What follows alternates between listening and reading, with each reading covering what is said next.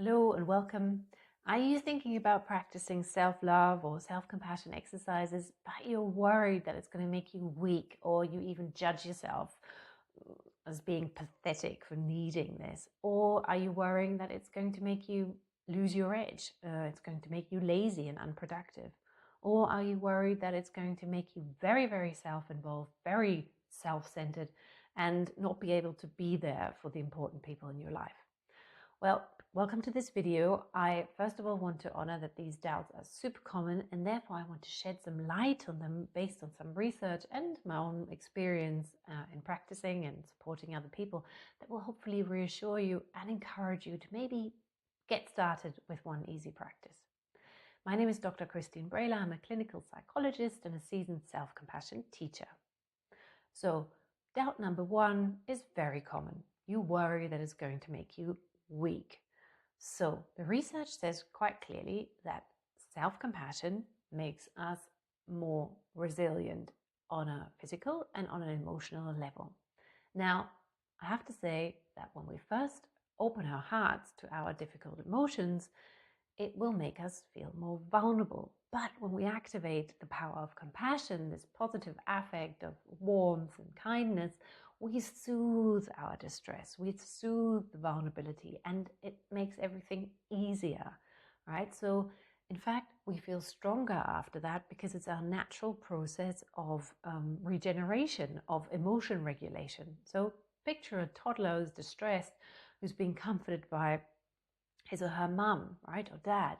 So you can really see the toddler maybe being sad, crying, being comforted, and then kind of feeling happy and strong afterwards once he or she's received all the comfort that they needed, right? So this is what happens to us with us as adults as well. So self-compassion doesn't make you weak, it actually makes you stronger.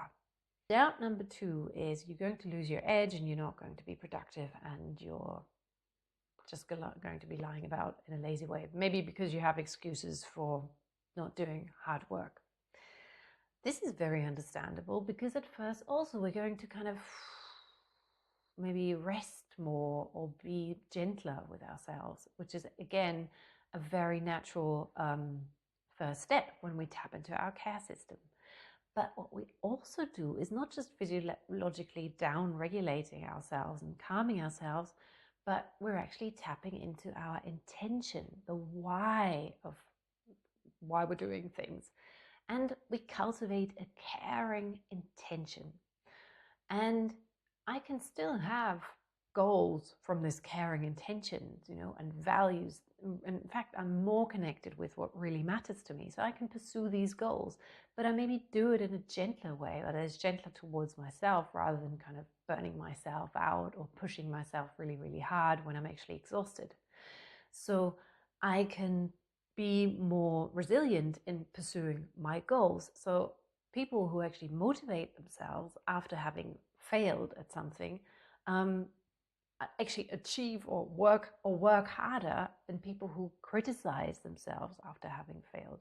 So what we can deduce from that is that actually self-compassion helps us to really tap into a caring intention, into our values, and help us when we fail to kind of, to encourage us to get back up and not get stuck in self-blame or self-criticism.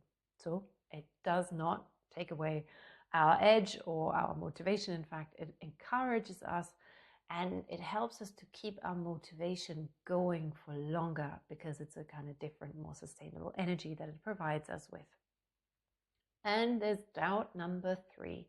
It's going to make me totally self-involved, navel-gazing, egocentric, and I won't be able to be there for the people who matter in my life. This is a very understandable concern because, of course, we are focusing inwards at first. We're focusing on ourselves and we're kind of exploring, how am I feeling? We're kind of showing understanding. We're asking ourselves, what do I need? What do I need to be well in the long term? What's the wisest thing that I can do right now in this situation that is maybe challenging? So, of course, there's an inward focus. But when I'm really taking responsibility for my needs, for my emotions, for maybe my path in life, then I'm actually a really mature partner for, my partner, for other family members, for friends, for even professionally for my colleagues, because I'm taking responsibility for my emotions, needs, instead of implicitly maybe asking other people to meet my needs, right?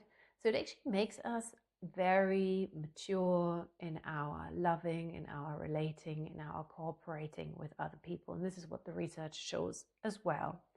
So if someone though says to you, well, you're being very selfish and you're just focusing on yourself, then we can maybe test to see, was that relationship imbalanced all along? Was it maybe a relationship just founded on me being there for the other person and them not being there for me? So this can maybe be a clue that we have to correct something in our relationships to make sure that we have mutually caring relationships in our lives. So hopefully I've debunked that myth as well, and shed some light on that doubt, so that you are ready to say, okay, maybe I'm going to give this a try. And I invite you to start with a very, very simple practice, which is the self-compassion break, which you can use in a moment when you're feeling some discomfort and you feel quite stuck, and simply try and help you to bring this kinder and wiser perspective to the challenging feeling that you're having and to the situation. So if you found this helpful, please subscribe and share this with other people, and explore all my offerings, including lots and lots of free meditations that will hopefully gently connect you with your compassion for yourself. Thanks very much for listening, and see you soon.